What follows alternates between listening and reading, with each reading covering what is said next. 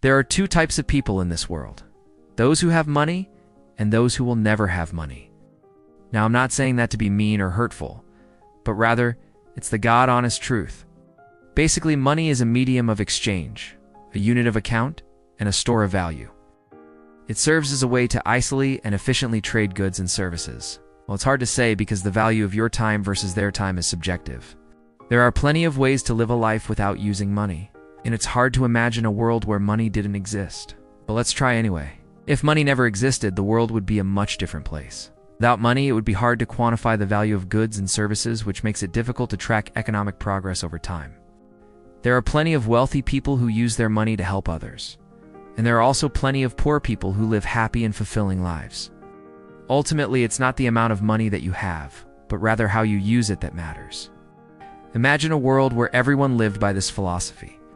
A world where we focused on helping others and making the world a better place rather than just making more money. It might not be realistic, but it's definitely something to strive for. Also, we rely on money to fund essential services such as healthcare, education, and public safety. And do you think we should try to live in a world without money? Let me know in the comments below. And if you enjoyed this video, please make sure to leave a like and subscribe for more videos like this in the future. Thanks for watching. Without money, it would be difficult to provide these services on a large scale. And lastly, the existence of money allows us to specialize in certain areas. For example, I could choose to become a doctor because I enjoy helping people, knowing that I will be paid for my services. However, if there were no money, I would need to grow my own food, build my own house, and make my own clothes. In other words, I would need to spend all my time on basic survival tasks, and I wouldn't have the free time to pursue higher level activities like becoming a doctor. The economy would likely be based on a combination of bartering and communal property. And instead of working for a salary, people would work for the community as a whole.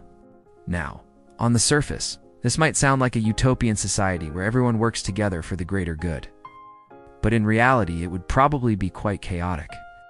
For example, there are communities that practice communal property, meaning that all property is owned by the community as a whole, and everyone has access to what they need. These types of communities often have a strong sense of togetherness, and everyone works together to ensure that the community thrives. Another example is to focus on experiences rather than material possessions. By doing this, you can truly enjoy life to the fullest, and stop focusing so much on acquiring more stuff. After all, what good is having a bunch of stuff if you don't have the time or energy to enjoy it? And what about half a cleaning? If you only want them to clean half the house, how much should you pay them? Half as much?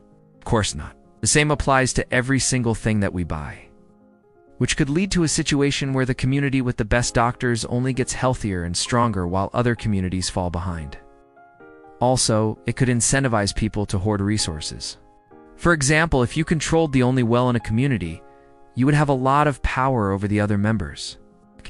And if everyone started hoarding resources to gain power, it could lead to a breakdown of the entire system. Additionally, a major issue is that if you couldn't trade with other communities, you would be limited to the resources and goods within your own community. This could lead to a situation where one community thrives while others struggle to survive. But when we use money, it makes it so much easier because we already have a pre-agreed upon value for everything. We know that an apple costs $1 because that's what the market has determined. And if we want to buy half an apple, we can simply give the cashier 50 cents. It allows us to compare the value of different items, and it lets us store our wealth so that we can use it later. Now, each of these functions are fulfilled by different types of assets. For example, cash is a good store of value because it is relatively easy to transport and safeguard. Gold is also a great store of value because it's rare and durable. And lastly, stocks and bonds are other examples of assets that serve as a store of value. For most of us, our entire adult life revolves around getting money so we can pay for the necessities, and then maybe back then, people used something called a barter system. With this method, you would directly exchange one good or service for another.